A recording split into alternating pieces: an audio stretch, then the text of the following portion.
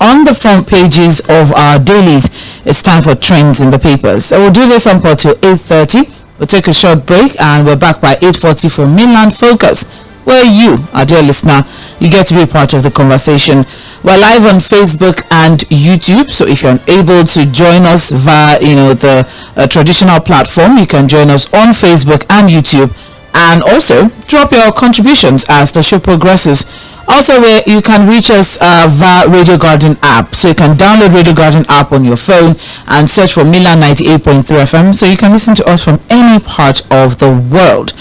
Alright, so we have our papers here with us, but before we look through the stories trending for today, it is our tradition that on Mondays we bring you up to speed as regards the stories that trended over the weekend. So very quickly, major stories that trended over the weekend. I have here from the front page of the Guardian newspaper, the president hails special investigator for a job well done as regards the CBN investigations. Even much more indictments coming in for Emefiele. The figures are all out there. You can get all of the details from the weekend papers. Also, fuel scarcity looms as queue surfaces nationwide. So, marketers are blaming supply, but there seems to be some sort of scarcity. There have been queues over the weekend. Different stories, different reasons, different excuses that we've been having. But then over the weekend, I'm sure you noticed that there have been queues across different filling stations nationwide, especially here in Lagos and in Ogun State. Also, we had over the weekend Atiku forces battles for control ahead of NEC meeting, and that's as regards PDP, political conversations. We also have here, as not only PDP that has its own tussle, Labour Party as well. Labour Party versus NLC. Who's to who, who's to be.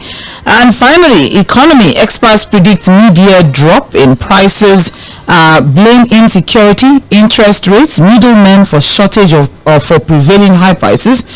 Lagos State threatens to fine and shut supermarkets without products price tags. When you go into supermarket and there's no price tag, that's what that means.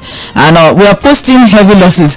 BDC cries out over Naira appreciation. Yesterday was quite a fun time on political round table with Adeola Yusuf, energy experts versus Barrister Curtis Adigba. It was quite an interesting one. We got the facts, some unpleasant facts, and of course Barrister Curtis also had to drop 1 or 2 cents as regards that one. If you missed it, all you have to do is go to our social media platforms and watch the entire program again. The first 1 hour especially, where Adeola Yusuf had to break down a lot of intricacies and technicalities as regards what exactly is being subsidized and who is subsidizing what. Is it the generation part? Is it transmission part? Is it the distribution part? And from what we learned, apparently it is the transmission part which is being held by the federal government. But more details on that, I'm sure Adeola Yusuf will be joining us in the studio sometime later on, probably this week or next week, for further conversations as regards that, because that is the major challenge that a lot of people are facing right now, is electricity tariff. There was a conversation over the weekend, Band A customers saying that they are not even receiving up to the 20 hours, and also Band A customers complaining as regards exorbitant price hike. All right, so as it is now, one thing I took away from the conversation yesterday was the practice and promise don't align, and the difference between cost reflective pricing and service reflective pricing. Well, I mean, it's definitely a testimony or a testimonial of the fact that you do not want to miss any of our programs, because you never can tell when it's going to hit. Yesterday was a hit on Political Roundtable. This is Mainland 98.3 FM. My name is Omobola Sandra. I will not be doing this alone. Fuad Sahid will be joining in via the phone line to give analysis to the stories that we'll be treating this morning. I have my papers here, the Punch, Vanguard and the Guardian newspaper in no particular order. As we connect with Fuad, let's see what we have or as regards the stories trending for today, April 8th. 2024. Before we even move on, Ramadan Kareem to our Muslim brothers and sisters. So apparently fasting is coming to an end. between today, tomorrow, and Wednesday. Although fasting has not ended for Fuad, because Fuad still needs to pray more for the nation. But then, for those of us who will be clearing out, our homes and clearing out our fast, I pray that all of our prayers, which we have, will be granted by God's grace. Wishing us, it was an amazing one. Strength to all our Muslim brothers and sisters. Wrap things up. Also, for those who are having public holiday on Tuesday and Wednesday, well, with side eye, congratulations to you. All right, good morning, Fuad. Yeah, good morning, Sandra. How are you doing? I'm well, thank you very much. How are you doing? Yeah. I'm good, thank you. I'm very well. I hope you slept well, because I was a little bit worried, as regards the masquerades that were almost unveiled yesterday. Hope they didn't come after you. You just call them masquerades, but of course, a lot of you all know some of these individuals who have held the country by the jugular. Basically, what they've done is to share a commonwealth amongst themselves. These are guys a lot of us know. But again, time will do some of these things, whether we like it or not. These are guys who are just insatiable. They've been there for years. They've enjoyed all of the goodies of the country. They continue to enjoy. They share it among themselves, and they're just not satisfied. They just want more for themselves. And that was what happened in 2013, basically. It was a balkanization of the country into 5 generation companies, 11 distribution companies, and up to today, like the former minister said, Dr. Shamsuddin, there are masquerades behind most of these establishments. And until we dig up those masquerades, nothing will change. We know some of them, but again, time will reveal them. Definitely, I'm sure time will reveal some of these characters who have continued to hold the country down. Well, as you have said, time will reveal them. It's very unfortunate that the wealth of our country is in the hands of a few out of the hundreds of millions of people in this country. It's very unfortunate, and it's also and a few competent people. If you were even competent people, well, that's valid. A few greedy, incompetent, or extremely corrupt people who, just like when we were defining who the elite are. When military said that all theft was actually the activities of elite. The definition of elite are very clear. These are people within in and out of government who have influence, who are also in the business class. Some of them are even religious leaders, who conspire to deceive the minds of the people from the real issue. Those are the people that will tell you just continue to pray. Just continue to pray. They'll tell you your problem is prayers. Whereas, the problem of Nigeria is not near anything called prayer. Our problems are man-made, not anything spiritual. Thank you very much, Fred. Our problems are man-made. It is not anything spiritual. That's the truth. A lot of problems that we are facing in this country as regards, policies. And it's something we always said, the fact that we have policies that are not very people-friendly, but very is it government friendly or political friendly? Now we're going to say, but let's see what we have. Just elitist policy, elitist policy, exactly. That just favors a few, a very, very small, almost like 0.something% few. But let's see what we have on the front page of the Punch this morning. The major headline: federal government plans 3 national ID cards for 100. We have started. That we have started. They will say, how did we get able to? So anyways, 3 national ID cards for 104 million Nigerians by June. So what we have as riders: NIMC awaits presidential approval for May launch, says procurement will be seamless. Nigerians to get different e-cards for banking, social intervention, ECOWAS activities. So Fuhad, very quickly, I have NIN, I have BVN, I have international passport, I have driver's license, I have voter's card. For those of us in Lagos, we have LASRA. Is it LASRA or LASRA? Yes, LASRA. And most of, are we together? Yeah, we together. Okay, a host of so many identification documents, and here we are now. The federal government is planning 3 national ID cards for 104 million Nigerians by June. And what we have now is that these 3 new national identity cards that's been planned by NIMC is to include a bank-enabled national ID card, a social intervention card, and an optional ECOWAS biometric ID card. So first, I'll start with a bank-enabled national ID card.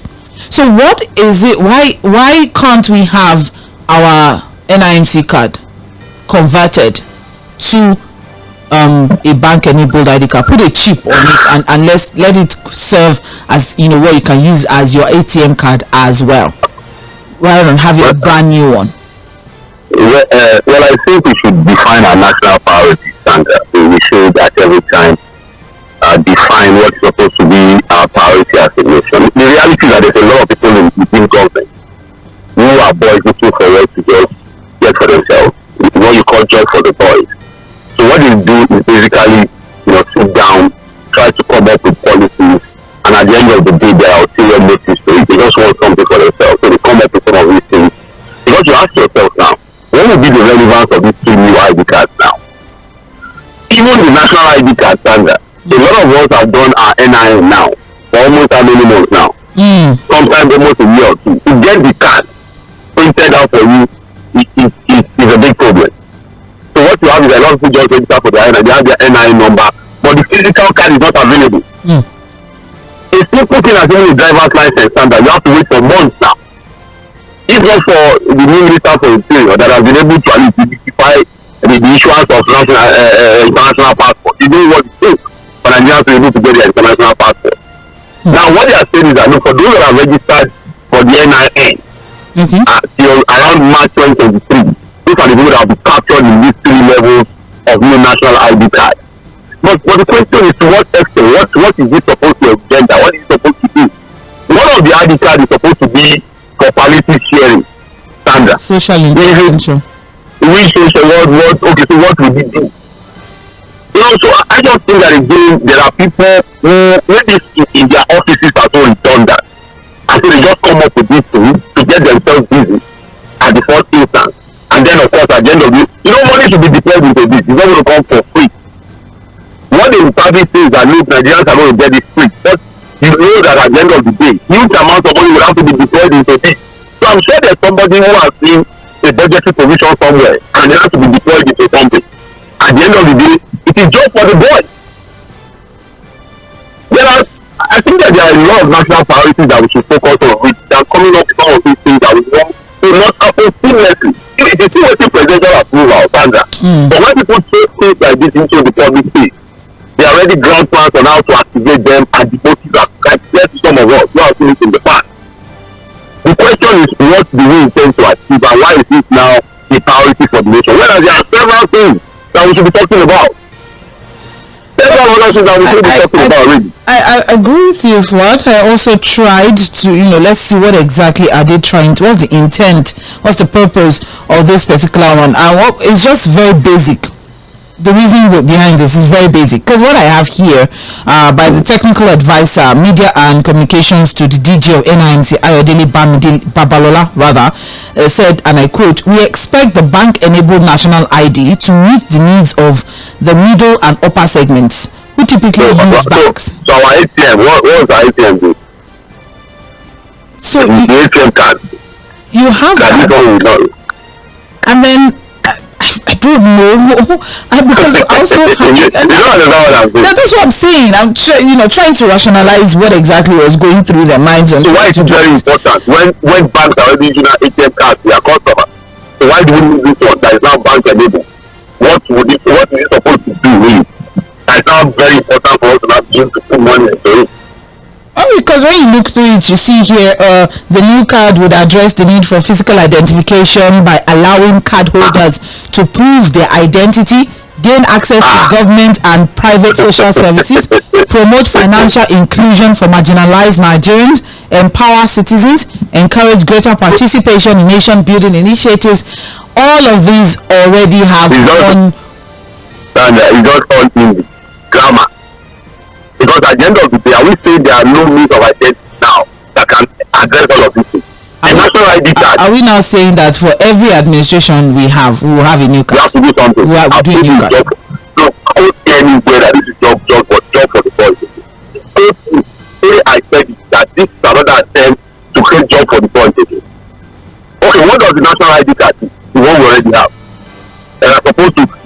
Nigerians are registered or have not been able to get. Even the voter's card is not a means of identification. The national passport.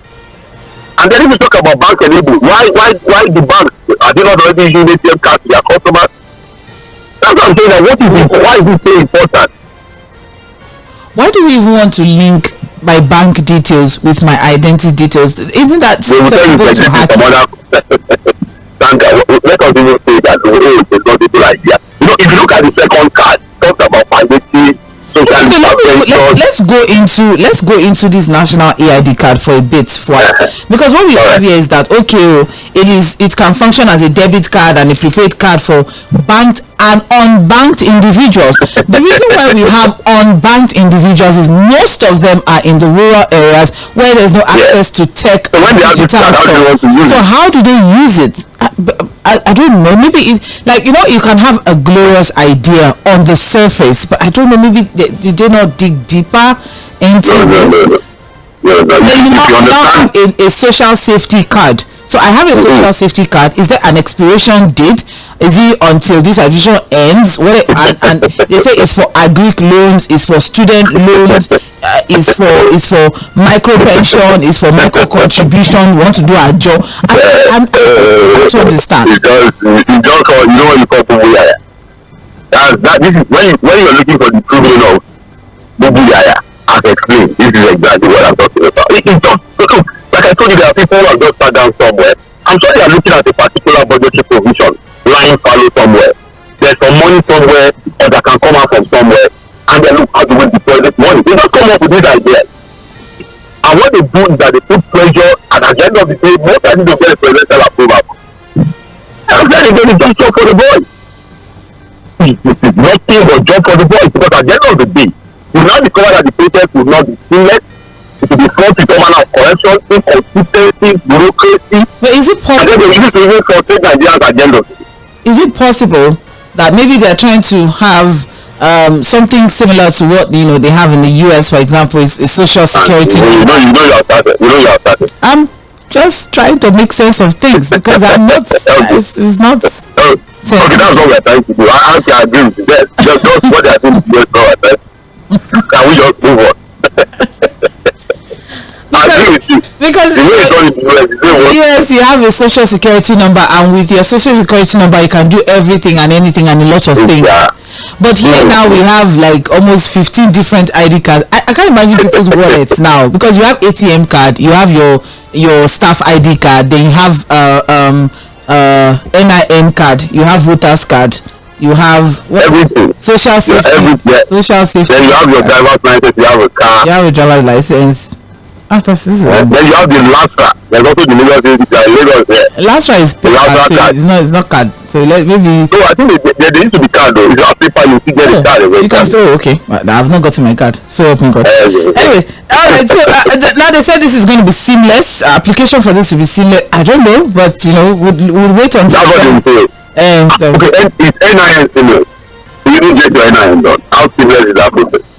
Alright. Well, I'm highlighting the step-by-step process. I would not even say ECOWAS card as well. That's another one. That is ECOWAS card. So, digital or virtual versions of all cards will be available for individuals who prefer digital format. So you don't want to carry the physical card with you. So you have a digital card online. I don't know how they're going to make that available, especially for those in the rural areas or for those who don't have access to high-end tech. But then, additionally, ECOWAS cards will be issued as on an as needed basis in collaboration with the NIS. So if you need that, that's not compulsory. But then, highlighting the step-by-step process, the technical assistant said citizens would have to make requests at the bank and NIMC locations to receive the new cards.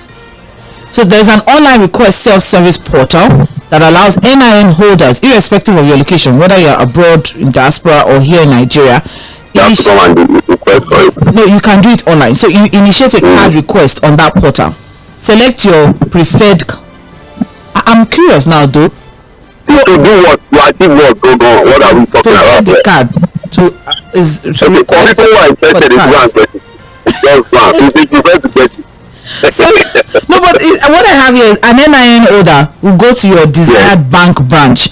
get verified through the NIMC verification service. After a successful verification, the bank will now fill the applicant's details as listed on the portal. Like you've already details on the portal, but you still have to go to the bank for verification. What is going on here? And then you now pay a required amount of money to complete the application process. Because that's why the applicant then pays the required fees to complete the application process. That's the understand. So to the end point now. So there's generation, there's transmission, there's distribution. And the distribution is the only issue here now. Because you pay for the distribution. Because what I mean is, you go to the portal, fill everything, then you still go to the bank, go for verification, and then after verification, then you now pay to complete the application process. You know the people who call briefcase consultants. There are very many in Abuja. So what they do basically is to look at the system and come up with some of these ideas, and at the end of the day, they jump for the boys. That's all. I'm not going to waste my time just now. If some people who are interested, they should, patiently wait for when it starts and then try and go through the process. The Chief Executive Officer of Hyperspace, Oluseyi Akindeyinde, said the planned initiative was a duplication of efforts and a waste of resources, adding that the purpose of the new cars are currently being fulfilled by existing platforms. He said a whole lot. You can get that there. We also have another yeah, exactly. An IT expert, Chuks Jeremiel, expressed his reservation about the expansive database. I think that it's a welcome development, but I don't think we have the technological capacity to effectively implement such. On the card that would enable people to transact, there should be an expansive database to implement that initiative. Secondly, our cyber framework is not the best, and we don't seem to care about data and privacy, even though some strategic progress have been made. But then there are other things the government has to put in place if they want to implement this effectively, such as privacy protection and other compliance protocol regulations. People would have to this on, I'm interested in how this will work out. This is on page 2 of the Punch newspaper. I'll collect 5,000. Government will pay for that one. Collect 5,000. So they will pay government will pay of the Ministry of Digital Communications. Because I don't know. I'm thinking for them. I'm helping them to think ahead. That's good though. I can have you on the cabinet. Wednesday has will not see it. Why will my father put the country for them on my head? So there are people who are in charge of these things. We have the president, we have ministers, cabinet, these are the guys that you continue to fight for the country and pray for the country. Because to take care of me and my family. Really actual relationship between Bridgeway Global Project Limited on the development of Katangwa market. So special advisor to the Lagos State that was earmarked for the relocation of Ikeja Commuter Village in the urban regeneration program of the state.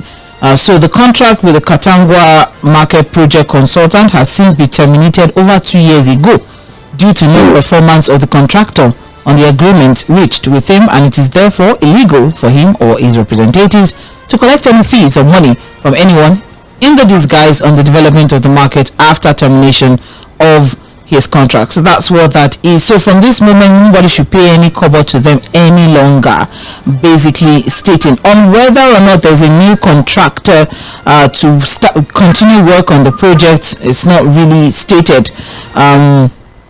It's not specifically stated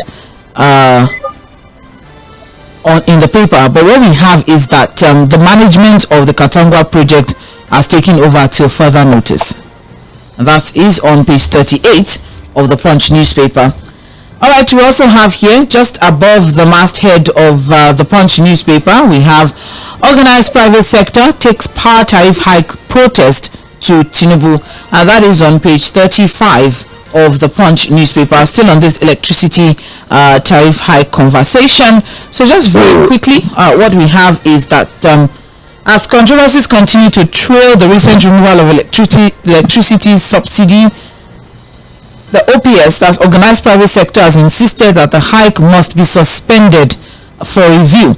And the OPS includes the Nigerian Association of Chambers of Commerce, Industry, Mines and Agriculture, and also NECA, Nigeria Employees Consultative Association. So that is the conversation here. But then meanwhile, the Minister of Power, Adebayo Adilabu, has hinted that there's no going back on the tariff hike. while also declaring that the supply of electricity for about 20 hours must be achieved by power distribution. The Minister of Power is that there's no reversal. They're going ahead with the removal. And again, it's a conversation that will still continue. As a part of the conversation, Sandra, as to what happened in 2013 when these licenses were issued, if privatization was done. Ordinarily, at the first instance, the licenses of these ISCOs and GENCOs expired in 2023, October 2023. Because it was supposed to be for 10 years. And you are aware that next extended it for 5 years. Yeah. Because the contract itself, the department in October, extended for another short performance index. To see whether there are justifications for the extension. For the extension. Thank you. So who are the guys? What was the reason for this? And even Minister Tʀᴇ when he came in as minister, expressed his reservation about the extension of that contract for another 5 years and said he was going to investigate it to know why it was justifiable to have extended it for 5 years. What has he done? What has his investigation been? And what was the result of his investigation? Because when we talk about masquerades in the power sector, that's exactly what we are saying. People took up a business for a whole 10 years. There was no improvement, no investment. We are still talking about the commercial power sector. They are not.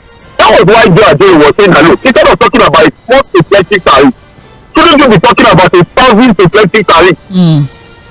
Because you say people should pay more for something, that thing must exist. The service delivery must be there for people to see that look, this is exactly what we are paying for. So instead of this old effort and bravado and this grandstanding that there's no going back, no going back on inefficiency, no going back on lack of foresight, no going back on lack of good thinking. What was the grandstanding about from the minister? That's even a sector I'm sure he doesn't even understand properly. What happened in 2013 and what happened in 2023 that got the license of this guy extended for 5 years? To what extent has he investigated it? And what was the justification for the extension of that contract by the next? The reality that looks Sandra, this is the same thing we keep talking about. You can have a laudable idea. I remember in 2013 when this old GENCO disco thing was being explained. Oh, Sandra, it was so beautiful to hear. Oh, we are not going to divide this. Oh, the private guys are going to come in. They will put a lot of money. Their investment will change everything. Sandra, the same 3,000, 4,000 megawatts after how many years is what you are dealing with. The discos after how many years of taking over the power sector, they can't still buy transformers. They can't replace cable. They can't even give a simple thing to people as prepaid meter. And then their contract was extended for another 5 years.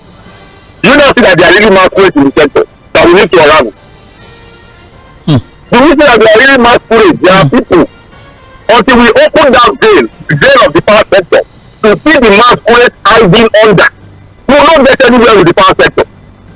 And that is why it is so obvious that the minister has been bamboozled.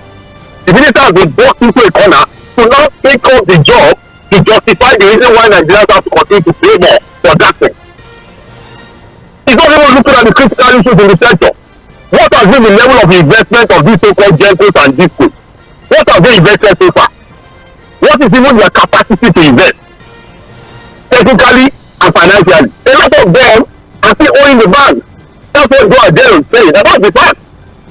Right. Thank you very much. Thank you very much, Fuad. Just as Fuad rightly, mentioned, I also mentioned it earlier on, the fact that yesterday we had an extensive conversation on political roundtable. We had energy experts Adeola Yusuf for the first 1 hour of the show, who gave us, all of the technicalities behind the electricity tariff hike and one or two justifications thereabout. But then, there was a lot of back and forth. You may want to actually revisit that particular link. It's on our social media, on YouTube and Facebook, to get all of the nitty-gritty of it. But then, as you said, as we always say here at Milan FM, the conversation never stopped, it continues. So one bit either this week or next week, Adeola Yusuf will be with us in the studio for a live conversation. All right, let's move on now. It is still Mainland 98.3 FM. This is Trends in the Papers. We're looking through major trending stories on the front pages of our dailies. It's 13 minutes past 8, and I have here on the front page of the Guardian newspaper, the major headline: Road to 500 billion recapitalization. Bank owners lobby and seek adjustment in share capital composition. The banking industry as it is now is sitting on about 3.8 trillion naira in retained earnings. But then we have tier 1 banks need to source for about 1.5 trillion naira to bridge the capital shortfall. Monetary tightening may continue to check inflation as prices remain sticky.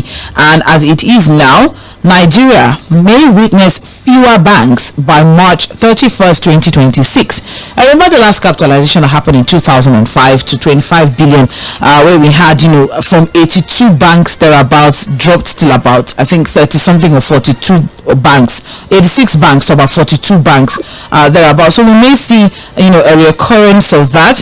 And as we are expecting, there'll be mergers, there'll be acquisitions, there'll be shutting down of some banks, there'll be upgrades, there'll be downgrades. At this point, I haven't really seen any indications of upgrade. But then, less than a week into the effective date of the exercise, the recapitalization program of banks may face its first acid test in the coming days, as influential bank owners and top bankers have started throwing spanners into the implementation.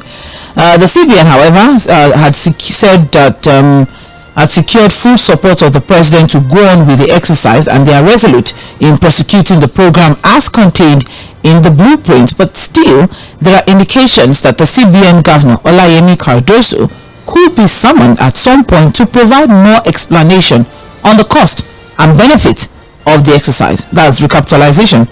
Already, some lawmakers are seeking support for a possible invitation for proper interrogation and whatnot, because as it is now, some owners of banks who are wary of losing control of their institutions are said to have called for a relaxation and reconsideration of the new share capital, or include consideration of shareholders' funds, which includes retained earnings, as in the case of 2005. So just in case someone is wondering, in this new one now, the banks are not allowed to include their retained earnings in the capitalization. So what they have access to getting now is either they get their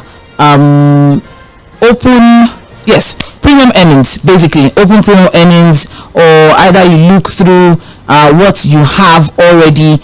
But then what we have now is they've disqualified retained earnings, which is about 60% of the total equity of a lot of our banks already. So a lot of banks are going to struggle to get on with this 500 billion. If retained earnings were inclusive, a lot of banks would just scale through. At least the top 5 banks alone would actually scale through. But then a lot of banks are struggling, and now banks are calling, or bank owners are calling for a review of the capital base. For what? It's an issue that, of course, we still have some review. Definitely, I can imagine that the policy itself will still have to go through some form of review, especially on the part of what is called retained earnings.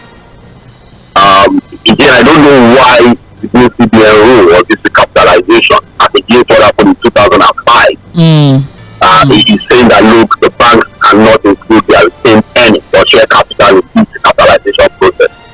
Because again, if you look at what retained earnings is, it's supposed to be the real funds that banks are able to keep for themselves after meeting all obligations. To get all their expenses, they pay their shareholders. These are the real funds that belong to them that they're able to keep after meeting all deductions and expenses. But the new what the CBN is looking at now, as regards this capitalization, that's remove stakeholders and remove retained earnings.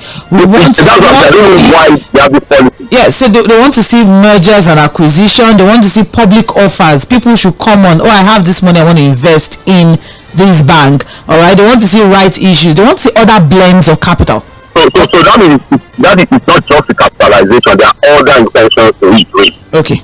Because if you say recapitalization, you are talking about the total capital base of the bank. And then why do you have to exclude the same earnings from it? It's supposed to be the entire net worth of the bank when you're talking about their capital rate. And that's why the banks are complaining that why exclude this and that? This is about capital base, because these are the same things that happened in 2005. You understand? And we saw mergers and acquisitions. But what this is going to make it extremely difficult again, and all these guys are influential, they still want to have control of their banks and all of that. That's why I said that, look, the reality is that my still be a review of this policy as announced by the CBN. But whenever it is, I think there's a collective agreement that we need to recapitalize our banks. Whether to include the same earnings or not, the banks cannot be on 25 billion a day. It's a long time really that we did the first, the 2005 capitalization, and there's an to another one. And you see that most of the banks are not even arguing about the 500 billion. What they are arguing about is the conditions attached to the capitalization, which I think will still be still. I think eventually we still have to be a review again. I think they have some points really, the bank owners of this particular one. Well, as it is for a lot of banks, the sheer mention of merger and acquisition is stroking enormous tension in the industries, especially players that have less bargaining power are worried that a round of acquisition could translate to annihilation. They'll just go out of they just go out of I don't know why they are worried. Sometimes you see business owners say that, look, it's better to be a 1% or 2% owner of a mega business than to own 100% of a business that is not thriving. Oh, they are not looking at it that way. They are concerned. You understand what I'm saying? You just look at this. Oh, I just started my banking business Is it the pride of just owning a bank or being a part of a successful business, a mega business? I think that should be the most important consideration for them, not the pleasure of, I own that. A bank that is not strong. You own a bank that is cannot even expand beyond what you're doing. Don't you think it would be better for you to be a part of a bank that can run international business, that can have branches all over the world? I'm just saying. Well, as it is now, for small companies, the tension of recapitalization and fear of acquisition is real and is taking a toll on their operational efficiency already, as it is, because the smaller banks are already getting some responses from their vendors, their consultants, their creditors abroad, their foreign affiliates, and all of that. Yes, as regards the uncertainty, that their institution could be facing in the next few months. There's a lot of you have 2 years to sort all of this out. That's the whole thing. It's not like, you have to happen outright. Unlike 2005 was just 1 year. They all have 1 year, but this one is 24 months. It's 24 months. Well, there's a lot of apprehension. You can get all of the conversation on page 6. All of the report is there.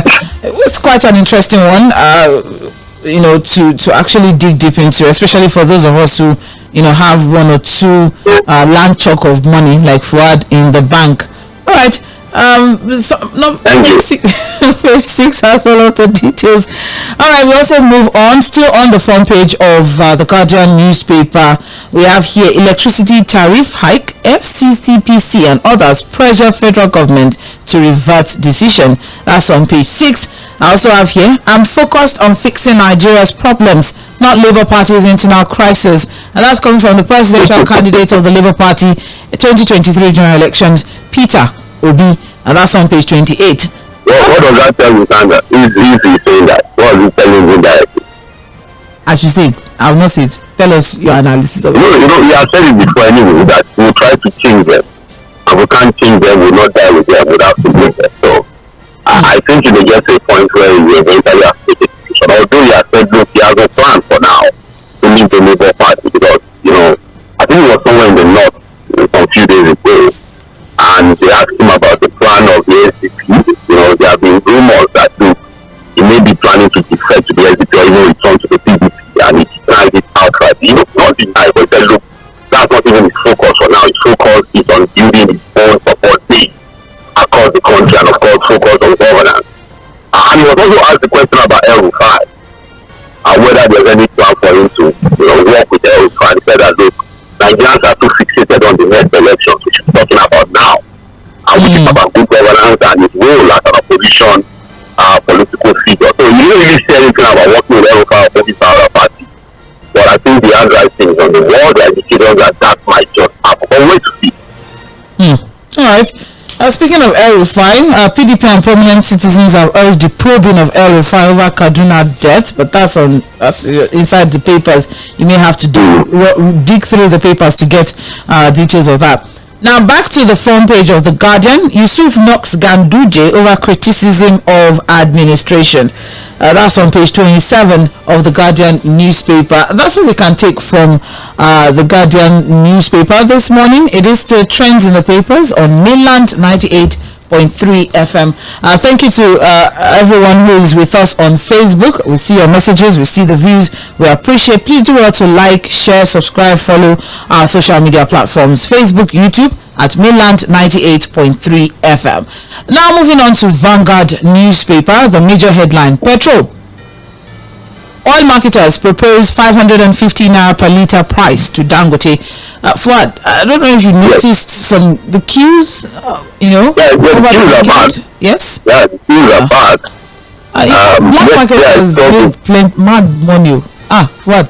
Well, as expected, the NMPC is telling us that it's just panic buying, that there's no reason to panic.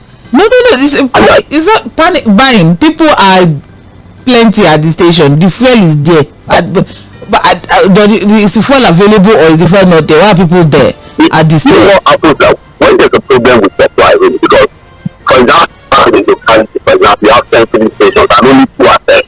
Okay. You don't have the things now. So maybe there is a supply shortfall somewhere. But again, the NMPC will always say that there's enough of people are just panicking and they don't need to panic. But again, when you have the things,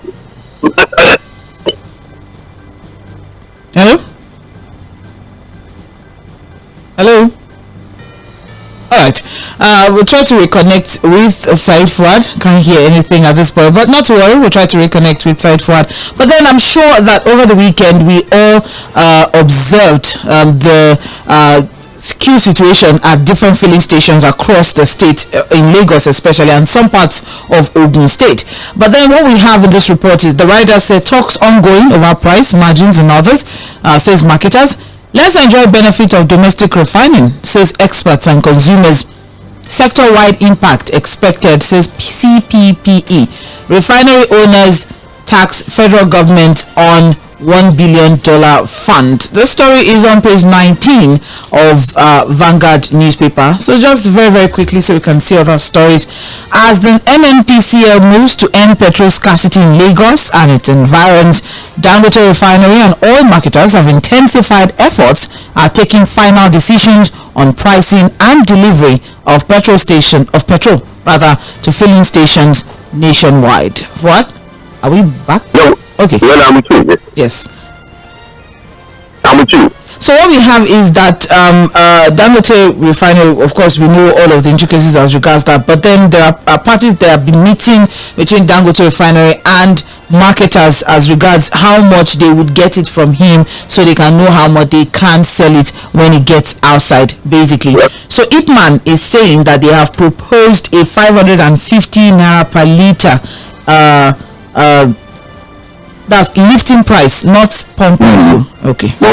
Okay, that's lifting price in Lagos. All right, so that's 550 naira. So the price of the product, of course, it has to differ, in other parts of the country. Dangote Refinery is thankfully situated here in Lagos, but then so for other parts of the country, there's logistics and all of that to also be factored into what the price would be. But for now, the proposal that are given is 550 naira per litre in Lagos, and they're currently waiting for Dangote to conclude and then communicate the price per litre so that they can lift the product when it comes on stream.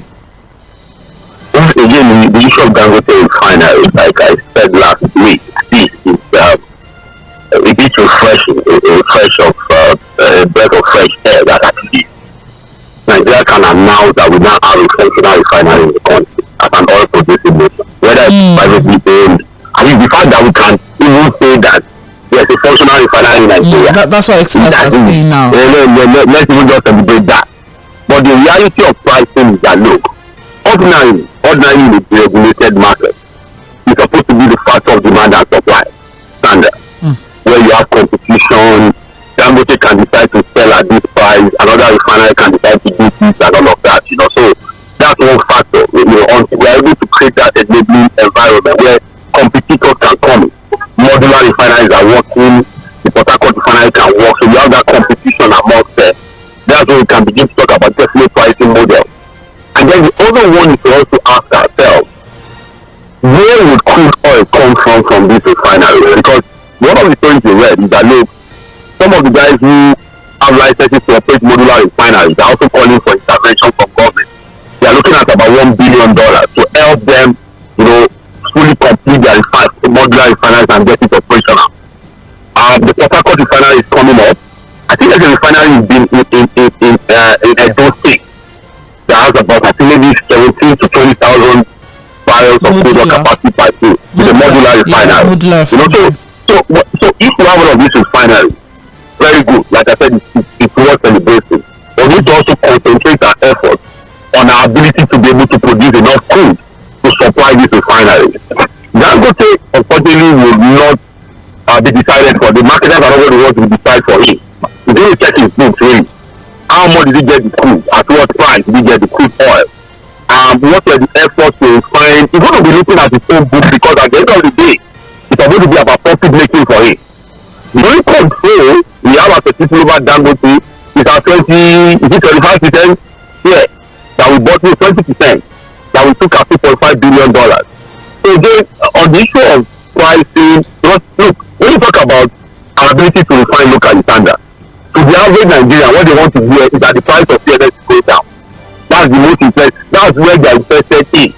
But again, one of the first things we talk about is enough supply, and then we can begin to talk about how to not bring down the price of petroleum products. But that's not going to happen very fast, really.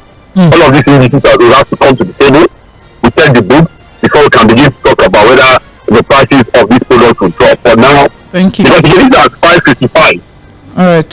We are talking about lifting costs. All right, price will be still around 600 or something, really, standard. It's not going to change. Thank you very much. Unfortunately, we've run out of time, so I may not be able to take other stories on the front page of Vanguard. But then, of course, I think the expectation is that the price of locally refined petrol should be or would be cheaper than imported petrol, since we all know that the major the price of petrol is majorly correlated with the acquisition of crude. So if we have crude, then we should see that significance in the price. We have enough crude. But we have. That's the question. We have it. All right, let's wrap things up now. What we have here on the front page of Vanguard, we can get all of the details on page 19 as regards the oil conversation. We'll take a break now. We'll be back by 8:40 for Mainland Focus. Mainland 98.3 FM, the sound of Lagos.